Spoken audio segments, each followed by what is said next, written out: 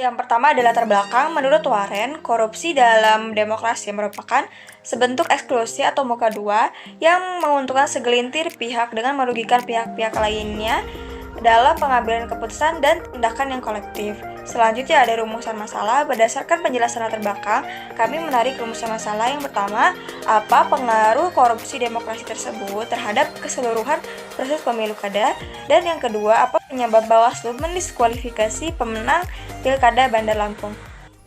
Nah, di sini ada landasan teori. Webster Trade New International Dictionary mendefinisikan korupsi sebagai ajakan dari seorang pejabat publik dengan pertimbangan-pertimbangan yang tidak semestinya untuk melakukan pelanggaran tugas. Nah, William dan Edwin mendefinisikan demokrasi sebagai suatu tertib politik yang memberikan hak bagi warga negara yang sudah dewasa untuk dapat memilih wakil-wakilnya melalui pemilihan resmi yang diadakan secara teratur dengan memungkinkan timbulnya suatu persaingan.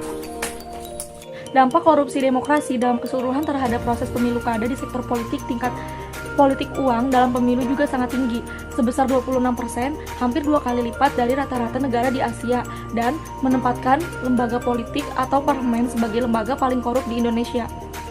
Studi kasus penyelenggaraan pemilu kada Lampung, Bawaslu diskualifikasi pemenang Pilkada Bandar Lampung, Badan Pengawas Pemilu atau biasa yang kita sebut Bawaslu Lampung memutuskan paslon nomor 3 dalam Pilkada Kota Bandar Lampung, yaitu Eva Duyana Dedi Amarullah didiskualifikasi.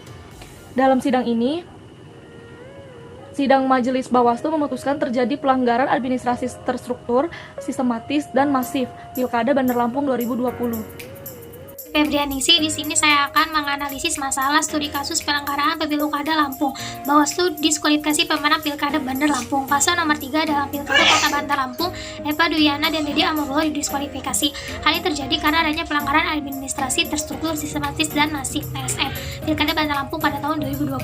Hasil analisis dari kasus yang marak terjadi pada tahun 2020 mengenai pelanggaran PSM oleh paslon nomor 3, hasil paslon nomor 3 didiskualifikasi dalam Pilkada Bandar Lampung.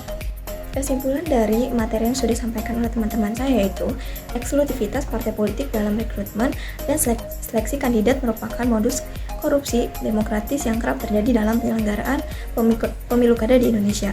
Triennialisme partai politik yang mengabaikan kontrol anggota partainya dan pertimbangan publik dalam rekrutmen calon kepala daerah telah menumbuhkan korupsi.